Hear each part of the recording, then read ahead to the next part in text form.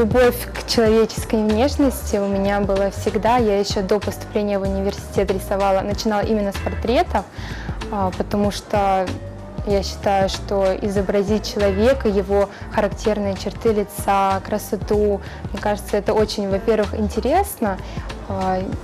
И много людей очень красивых, у каждого свои какие-то особенности, и очень интересно это изображать и передавать.